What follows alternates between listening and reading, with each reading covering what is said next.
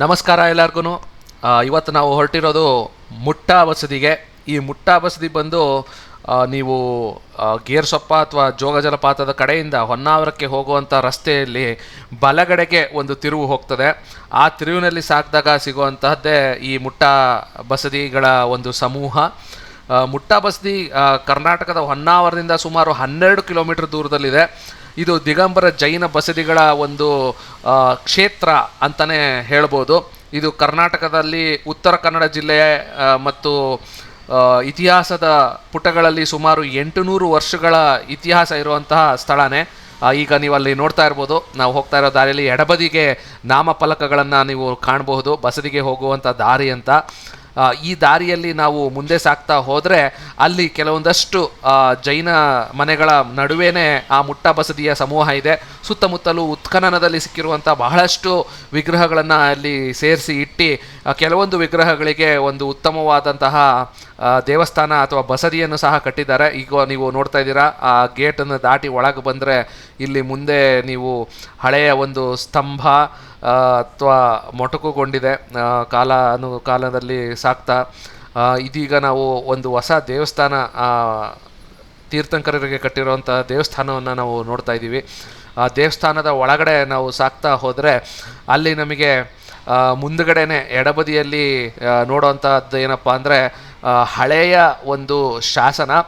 ಆ ಶಾಸನದಲ್ಲಿ ಏನನ್ನು ಬರೆದಿದ್ದಾರೆ ಅನ್ನೋದ್ರ ಬಗ್ಗೆ ಯಾವುದೇ ಮಾಹಿತಿ ಇಲ್ಲ. ಆದರೆ ಮೂಲತಃ ಇಲ್ಲಿ ಶಾಸನಗಳಲ್ಲಿ ಏನನ್ನು ಬರೆದಿರ್ತಾರೆ ಅಂದರೆ ಅಲ್ಲಿರುವಂತಹ ದಾನ ದತ್ತಿಗಳ ವಿವರಣೆ, ಯಾರು ಯಾರಿಗೆ ಕೊಟ್ಟದ್ದು, ಯಾರು ಈ ದೇವಸ್ಥಾನ ಅಥವಾ ವಿಗ್ರಹಗಳನ್ನು ಕೆತ್ತಿಸಿದ್ದು ಅಂತ ಬರೆದಿರ್ತಾರೆ. ನೋಡಿ, ಅಲ್ಲಿ ಚಂದ್ರ ಮತ್ತು ಸೂರ್ಯ, ಅಂದರೆ ಚಂದ್ರ ಮತ್ತು ಸೂರ್ಯ ನಿರುವವರೆಗೂ ಈ ಶಾಸನದಲ್ಲಿರುವ ದಾನ ದತ್ತಿಗಳು ಶಾಶ್ವತವಾಗಿ ಇರ್ತವೆ ಅನ್ನುವ ನಂಬಿಕೆಯಲ್ಲಿ ಕೊಟ್ಟಿರ್ತಾರೆ. ಅಲ್ಲಿ ಕೆಳಗೆ ತೀರ್ಥಂಕರರ ಮೂರ್ತಿ, ಅದರ ಕೆಳಗೆ ದಾನ ದತ್ತಿಗಳನ್ನು ಕೊಟ್ಟಂತಹ ಉಲ್ಲೇಖಗಳು, ಯಾರು ಯಾರ ಮಕ್ಕಳು ಯಾರಿಗೆ ಏನು ಕೊಟ್ಟರು ಅನ್ನೋದ್ರ ಬಗ್ಗೆ ಸಂಪೂರ್ಣವಾದ ಮಾಹಿತಿಯನ್ನು ನಾವಿಲ್ಲಿ ಕಾಣ್ತಾ ಹೋಗ್ಬೋದು.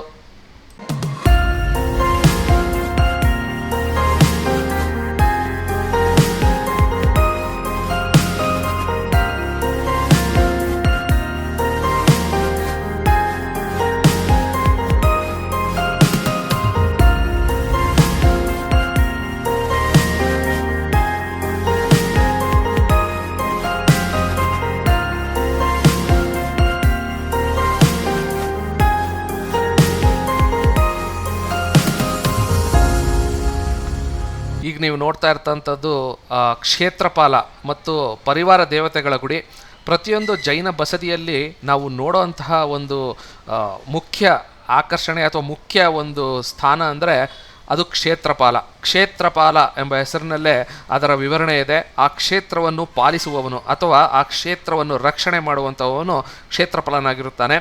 ಈಗ ನೋಡ್ತಾ ಇದ್ದೀರಾ, ಒಂದು ಹಳೆಯ ಶಾಸನ, ತೀರ್ಥಂಕರರ ವಿಗ್ರಹ ಮೇಲೆ ಕೆತ್ತಿದ್ದಾರೆ. ಅದರ ಕೆಳಗಡೆ ಒಂದಷ್ಟು ಹಳೆಗನ್ನಡದಲ್ಲಿ ದಾನ ದತ್ತಿ ಅಥವಾ ವೀರಮರಣ ಹೊಂದಿದ್ದಂತಹ ಒಬ್ಬ ಕ್ಷತ್ರಿಯನಿಗೆ ಸಮರ್ಪಣೆಯಾದಂತಹ ಕೆಲವೊಂದಷ್ಟು ಬರಹಗಳಿರುತ್ತವೆ.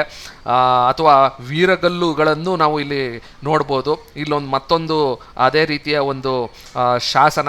ಇದು ಏನನ್ನು ಸೂಚಿಸ್ತದೆ ಅನ್ನೋದ್ರ ಬಗ್ಗೆ ಯಾವುದೇ ಮಾಹಿತಿ ಇಲ್ಲ. ಪಕ್ಕದಲ್ಲೇ ಉತ್ಖನನದಲ್ಲಿ ಸಿಕ್ಕಂತಹ ಕೆಲವೊಂದಷ್ಟು ತೀರ್ಥಂಕರರ ಮೂರ್ತಿಗಳನ್ನು ಆ ತೀರ್ಥಂಕರರ ಹೆಸರನ್ನು ಹಾಕಿ ಇಲ್ಲಿ ಇಟ್ಟಿದ್ದಾರೆ. ನೀವು ನೋಡಿದಂತೆ ಆದಿನಾಥ ತೀರ್ಥಂಕರರು, ಅಭಿನಂದನ ತೀರ್ಥಂಕರರು ಹಾಗೆ ಮುಂತಾದ ತೀರ್ಥಂಕರಗಳನ್ನು ಇಲ್ಲಿ ಸಂಗ್ರಹಿಸಿ ಇಡಲಾಗಿದೆ. ನೋಡ್ತಿದ್ರೆ ಕಪ್ಪು ಶಿಲೆಯ ಈ ವಿಗ್ರಹಗಳು ಅತ್ಯದ್ಭುತವಾದ ಕೆತ್ತನೆಯನ್ನು ಹೊಂದಿವೆ.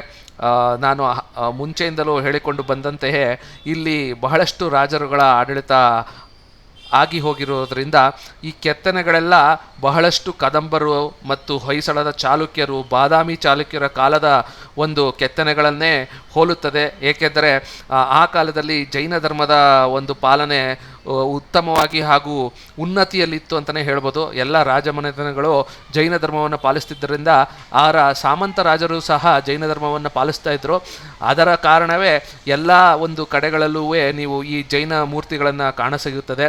ಆ ಜೈನ ಮೂರ್ತಿಗಳಲ್ಲಿ ತೀರ್ಥಂಕರರನ್ನು ನಾವು ಹೇಗೆ ಕಂಡುಹಿಡಿಬೋದಪ್ಪ ಅಂದರೆ ಅವರ ಲಾಂಛನಗಳಿಂದ.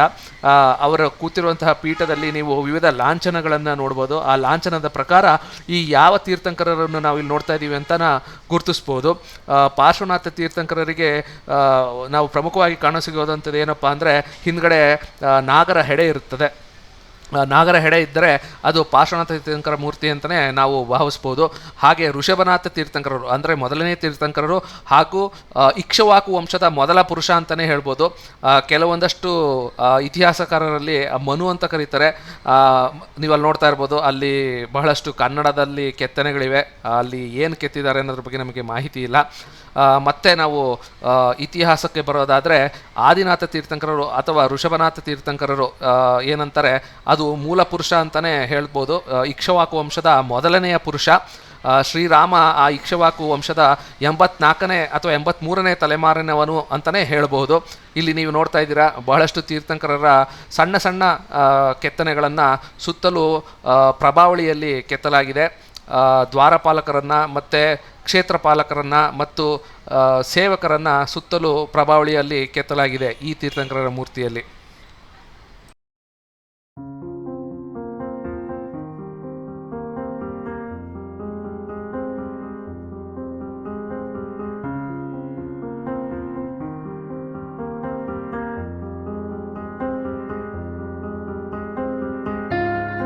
ಜೈನ ಬಸ್ತಿ ಅಂತ ಹೇಳ್ತಾರೆ, ಮುಂಬಳ ಗ್ರಾಮದಲ್ಲಿ ಇದೆ.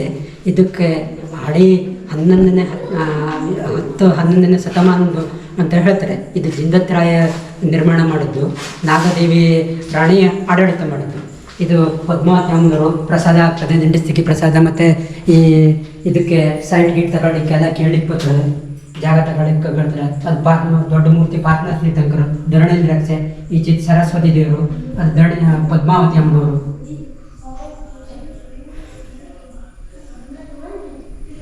ಹಾಗೆ ಇಲ್ಲಿ ಸರಳಿಗೆ ಅಮ್ಮನವ್ರ ಪ್ರಸಾದನೂ ಆಗ್ತದೆ ನೋಡಿ. ಒಳಗಡೆ ಪ್ರಸಾದ ಆಯಿತು, ಭಟ್ರು ಅಮ್ಮನವ್ರ ಪ್ರಸಾದ ಆಯಿತು, ಹೊರಗಡೆದು ಪ್ರಸಾದ ಆಯ್ತಾ ಕೊಡಿ.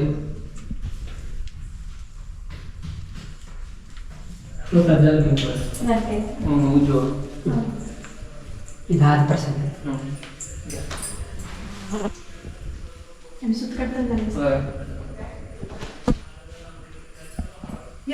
ಕಡೆ ಆ ಕಡೆಗೆ ಕ್ಷೇತ್ರಪಾಲ ಮೂರ್ತಿನೂ ಅದೇ. ಕ್ಷೇತ್ರಪಾಲ ಅಲ್ಲ ಮಹಾವೀರ ಸ್ವಾಮಿ ಅದೆಲ್ಲ ನೀವು ಶೂಟಿಂಗ್ ಮಾಡೋದು ಬಿಡ್ಬೋದು.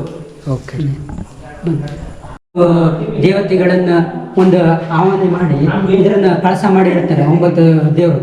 ಅದೇ ಕಳಸ ಇದು, ಅದನ್ನು ಸ್ಥಾಪನೆ ಮಾಡ್ತಾರೆ. ನಾವು ಫಸ್ಟ್ ದಿವಸ ಮಾಡ್ತಾರೆ ಅದನ್ನು ಕಳಸ ಎಲ್ಲ ಸ್ಥಾಪನೆ.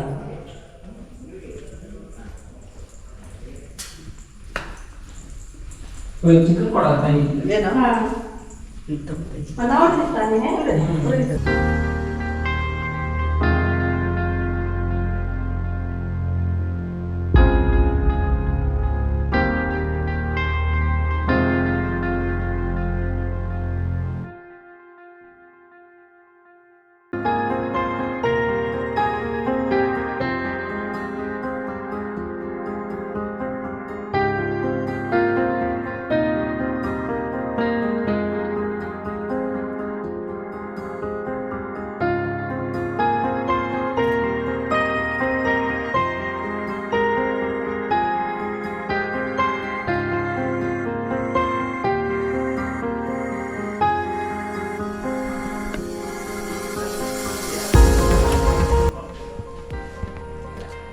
ಈ ಕ್ಷೇತ್ರಪಾಲ ಏನು ವಿಶೇಷತೆ ಅಂದರೆ ಎಲ್ಲ ಜೈನ ಬಸ್ತಿ ಪಕ್ಕ ಕ್ಷೇತ್ರಪಾಲ ಇರ್ತಾರೆ. ಜಟಕ ಈಗ ಈ ಅಮ್ಮನವ್ರ ಶಕ್ತಿ, ಅಮ್ಮನವ್ರ ಹತ್ರ ನೀವು ಬಂದು ಬೇಡಿಕೆ ಕೇಳ್ತೀರಿ, ಆವಾಗ ನಡೆಸ್ಕೊಡೋದು ಕ್ಷೇತ್ರಪಾಲ.